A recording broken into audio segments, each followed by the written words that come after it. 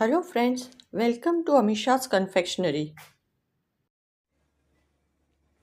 તો ફ્રેન્ડ્સ, આજે હું તમારા માટે કોફી કેરેમલ ટ્રફલની રેસીપી લઈને આવી છું. આશા છે કે આ રેસીપી તમને ખૂબ જ પસંદ આવશે. તો ચાલો સ્ટાર્ટ કરીએ ટ્રફલ બનાવવાનું. તો ફ્રેન્ડ્સ, કોફી કેરેમલ ટ્રફલ બનાવવા માટે આપણે 1 કપ જેટલું ડાર્ક ચોકલેટ લેવાનું છે. મેં વેનલિયરનું લીધું છે, તમે મોર્ડેનું બી લઈ શકો છો. અને આને આપણે પહેલાં મેલ્ટ કરવાનું છે. તો એના માટે મેં આ રીતે બાઉલમાં લઈ લીધું છે અને હવે આપણે એને ડબલ બોઇલર મેથડથી મેલ્ટ કરી દઈશું. ફ્રેન્ડ્સ, આ જે મેજરમેન્ટ છે એમાં 6 થી 7 ટ્રફલ બનીને રેડી થશે. તો એને મેલ્ટ કરી દઈએ. તો ફ્રેન્ડ્સ, આપણી ચોકલેટ મેલ્ટ થઈ ગઈ છે. તેને આપણે સારી રીતે મિક્સ કરી દઈએ જેથી એક પણ ગઠ્ઠા ના રહે. અને આ રીતે આપણે એને હલાવતા જઈશું એટલે આપણી ચોકલેટ રૂમ ટેમ્પરેચર પર આવી જશે. અને આ પ્રોસેસને આપણે ટેમ્પરિંગ કહીએ છીએ. આ રીતે આપણે એને હલાવતા જવાનું જેથી કરીને આપણી ચોકલેટ રૂમ ટેમ્પરેચર પર આવી જાય. હવે આપણી ચોકલેટ થોડી ઠંડી થઈ ગઈ છે. આ સ્ટેજ ઉપર એમાં આપણે એડ કરીશું 1 ટીસ્પૂન બટર. ફ્રેન્ડ્સ, આમાં બટર આપણે જ્યારે એડ કરીએ ત્યારે બટર રૂમ ટેમ્પરેચર પર હોવું ખૂબ જ જરૂરી છે. દરેક વસ્તુ આપણે રૂમ ટેમ્પરેચર ઉપર જ હોય ત્યારે જ એને યુઝ કરવાનું છે, અધરવાઇઝ આપણી ટ્રફલ બરાબર નહીં બને. 1 ટીસ્પૂન હની નાખવાથી આપણી ટ્રફલની સેલ્ફ લાઈફ વધી જશે. પછી આપણે 2 table spoon fresh cream use કરવાનું છે. મેં અહીંયા અમૂલનું લીધેલું છે. એ પણ આપણે રૂમ ટેમ્પરેચર પર જ હોવું જોઈએ.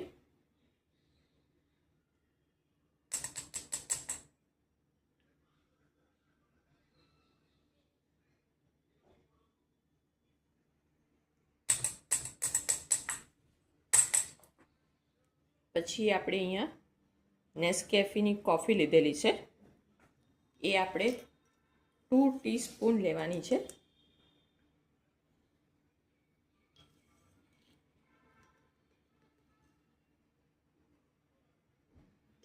આપણે કેરેમલનું એસેન્સ લેવાનું છે. એ આપણે 5 to 6 ડ્રોપ જેટલું. એસેન્સને આપણે વધારે નથી લેતા.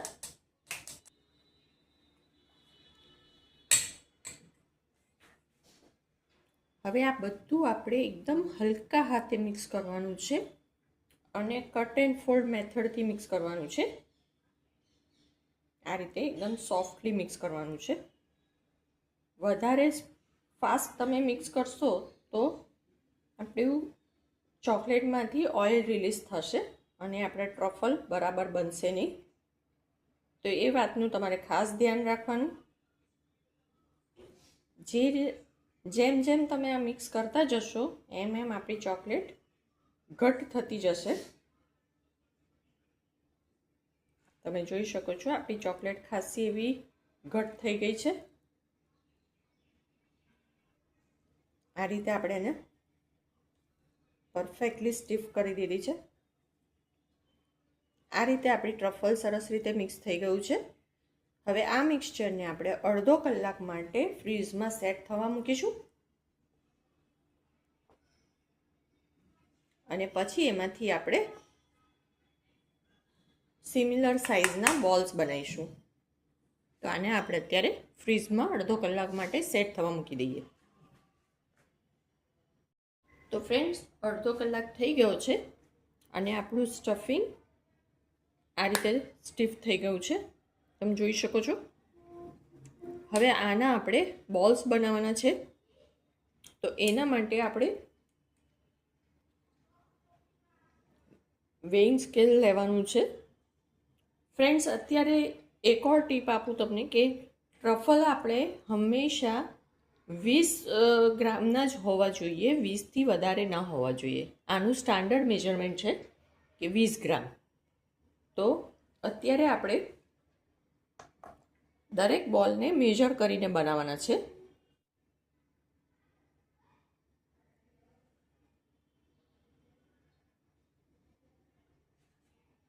તમે જોઈ શકો છો કે આ 19 ગ્રામ છે, એટલે આપણે 18 to 19 ગ્રામનું આ ફિલિંગના બોલ રેડી કરશું. બિકોઝ આને આપણે ચોકલેટથી કોટ કરીશું, એટલે 20થી 22 ગ્રામની વચ્ચે આપણો દરેક ટ્રફલ રેડી થશે. તો આ 19 ગ્રામ છે. હવે એને આ રીતે આપણે બોલ બનાવી દઈશું. આ રીતે બોલ બનાવીને આપણે સાઈડમાં રાખી દઈએ.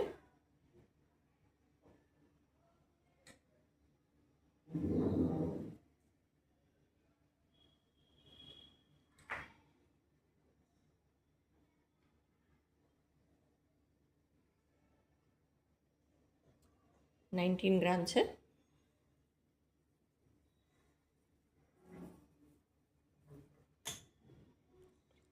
દરેક બોલને આપણે રેડી કરી દઈશું. તો ફ્રેન્ડ્સ, આ રીતે આપણા ટ્રફલ બોલ બનીને રેડી થઈ ગયા છે. તમને લાગતું હશે કે મેં તમને જે મેજરમેન્ટ આપ્યું છે એનાથી આ વધારે બોલ રેડી થયા છે, પણ મારે ઓર્ડરના છે એટલે મેં થોડા વધારે પ્રિપેર કરીને રાખ્યા હતા, અને તમને મેં જે મેજરમેન્ટ આપ્યું છે એમાં 6 થી 7 ટ્રફલ બનીને રેડી થશે. હવે એને આપણે અડધો કલાક ફ્રીઝમાં સેટ થવા માટે મૂકીશું. તો ફ્રેન્ડ્સ, હવે આપણા બોલ સેટ થઈ ગયા છે. હવે એને આપણે ચોકલેટમાં ડીપ કરવાના છે. તો આપણું અંદરનું સ્ટફિંગ ટ્રફલ જે છે એ આપણા કોફી ફ્લેવરના છે, તો એનું આઉટર લેયર આપણે વ્હાઇટ ચોકલેટથી કરશું. તો એના માટે મેં અહીંયા થોડી વ્હાઇટ ચોકલેટને મેલ્ટ કરી દીધી છે, અને એને આ રીતે આપણે ટેમ્પર કરી દઈશું. આપણી ચોકલેટ બરાબર મેલ્ટ થઈ ગઈ છે. હવે આપણે એક બોલને ડીપ કરવાના છે. તો એના માટે મારી પાસે આવી ચોપસ્ટિક્સ છે, એનો યુઝ કર્યો છે. ફ્રેન્ડ્સ, આનાથી રિઝલ્ટ બહુ સારું મળે છે. તો તમારી પાસે ના હોય તો તમે પરચેસ કરી શકો છો. આ રીતે પહેલાં આપણે દરેક બોલને સેટ કરી દઈશું.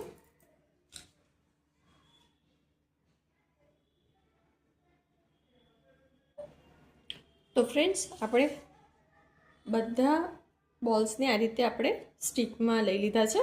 હવે એક એક કરીને આપણે ડીપ કરીશું.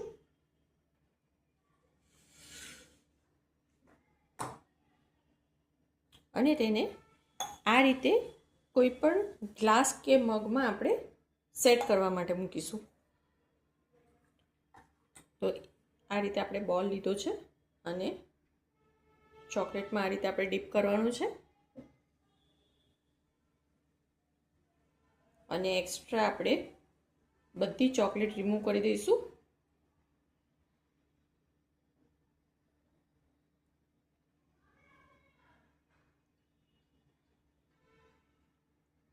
આ રીતે જેટલી પણ એક્સ્ટ્રા ચોકલેટ હશે તે ડ્રીપ થઈ જશે.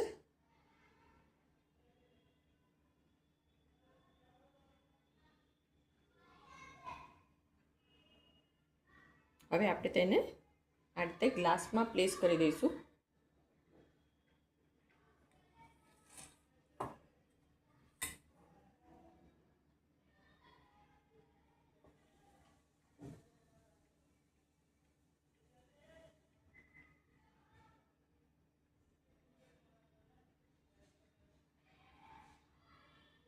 આ રીતે તમે બોલને ડીપ કરશો તો એનું ફિનિશિંગ પણ સરસ આવશે.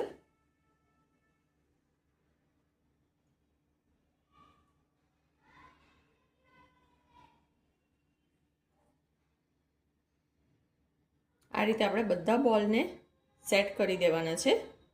તો ફ્રેન્ડ્સ, આ રીતે આપણે બધી ચોકલેટને કોટ કરી દીધું છે.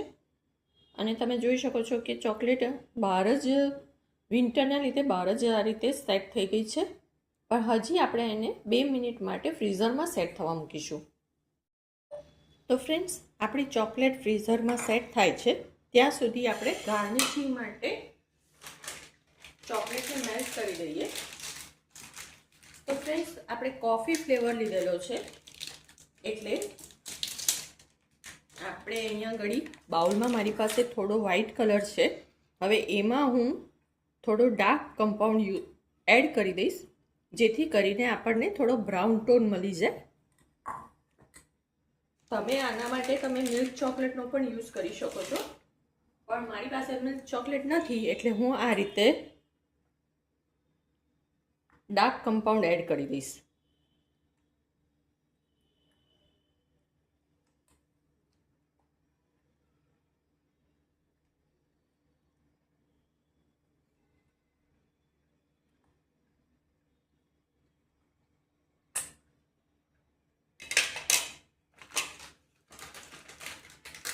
હવે આને હું મેલ્ટ કરી દઉં છું.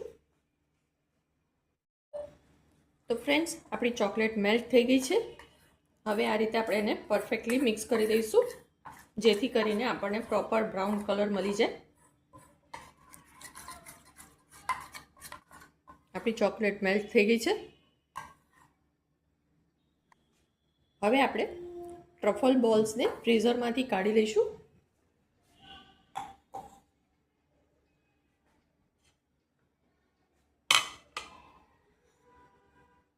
તેને આપણે આ રીતે એકદમ સોફ્ટલી સ્ટિકમાંથી રિમૂવ કરવાનું છે અને જે એક્સ્ટ્રા જે છે ચોકલેટ છે તેને કટ કરી દેવાની છે.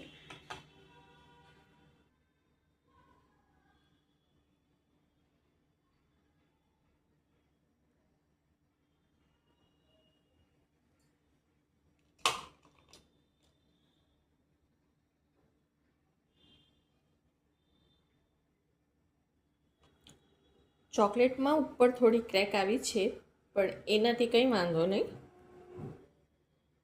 ચોકલેટનું એકદમ પતલું લેયર હોય એટલે આ રીતે ક્રેક આવે છે, પણ આપણે ગાર્નિશ કરીશું એટલે કવર થઈ જશે. અને અથવા તો તમે સેકન્ડ કોટ પણ કરી શકો છો. આપણી ચોકલેટ પરફેક્ટ સેટ થઈ છે એટલે આ રીતે ઇઝીલી રિમૂવ થાય છે.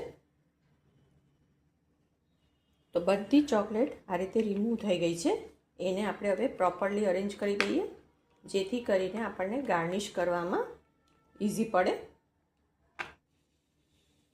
હવે આને આપણે ગાર્નિશ કરવાનું છે, તો એના માટે આપણે જે ચોકલેટ મેલ્ટ કરી છે એને આપણે પાઇપિંગ બેગમાં લઈ લઈશું.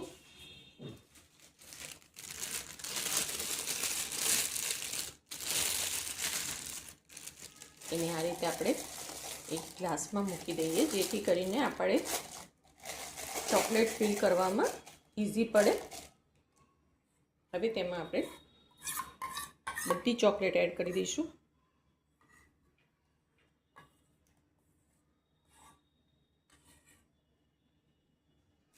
આ રીતે એને આપણે ટાઈટલી હોલ્ડ કરવાની છે.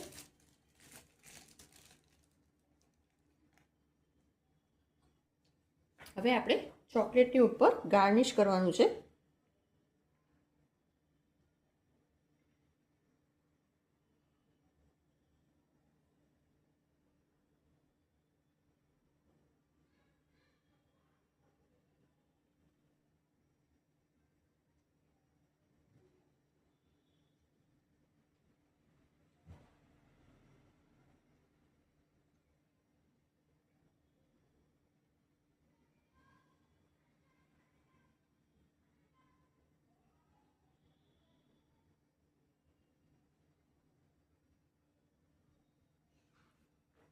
તો ફ્રેન્ડ્સ, આપણી ચોકલેટ આ રીતે ગાર્નિશ થઈ ગઈ છે. હવે તેને આપણે ફ્રીઝરમાં ફરીથી સેટ કરવા માટે મૂકીશું. 5 મિનિટ માટે આપણે એને ફ્રીઝરમાં સેટ થવા મૂકીશું. તમે જોઈ શકો છો આપણા ચોકલેટનું ફિનિશિંગ પરફેક્ટ આવ્યું છે. તો ફ્રેન્ડ્સ, આપણી ચોકલેટ ટ્રફલ બનીને રેડી છે. આને તમે તમારા ફેમિલી અને ફ્રેન્ડ્સને ગિફ્ટ કરી શકો છો, અને વેડિંગ કે બર્થડે રિટર્ન ગિફ્ટમાં પણ તમે આનો યુઝ કરી શકો છો. તો આશા છે કે મારી રેસીપી તમને પસંદ આવી હશે. અને મારી રેસીપી પસંદ આવી હોય તો એને લાઈક અને શેર જરૂરથી કરજો અને મારી ચેનલને સબસ્ક્રાઈબ કરવાનું ભૂલતા નહીં. તો ફ્રેન્ડ્સ, તમને ક્વેશ્ચન થતો હશે કે આ રીતે ગાર્નિશ કર્યા પછી આપણે આ ચોકલેટને પેક કેવી રીતે કરશું. તો આને તમારે ફોઇલ પેપરમાં પેક નથી કરવાની. આના માટે આપણે ક્લીન રેપનો યુઝ કરીશું. હું તમને બતાવું કે આપણે કેવી રીતે પેક કરવાની છે. આ રીતે ક્લીન રેપનો રોલ મળે છે. એ કોઈ પણ બેકરી મટીરિયલ મળતું હોય એ સ્ટોરમાં તમને આસાનીથી મળી જશે. તો આને આપણે ચોકલેટના મેઝરમેન્ટથી કટ કરીને એમાં આપણે રેપ કરીશું.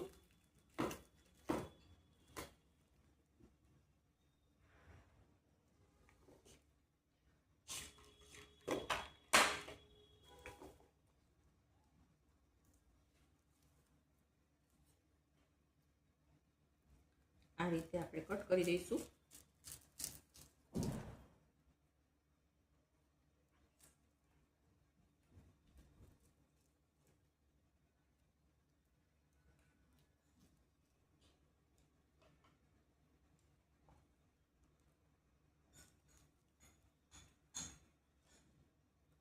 આ રીતે એને ચારે બાજુથી કવર કરી દઈશું અને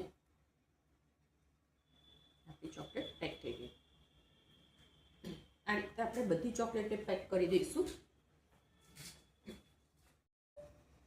તો ફ્રેન્ડ્સ, આ રીતે આપણી બધી ચોકલેટ પેક થઈ ગઈ છે. તમે જોઈ શકો છો.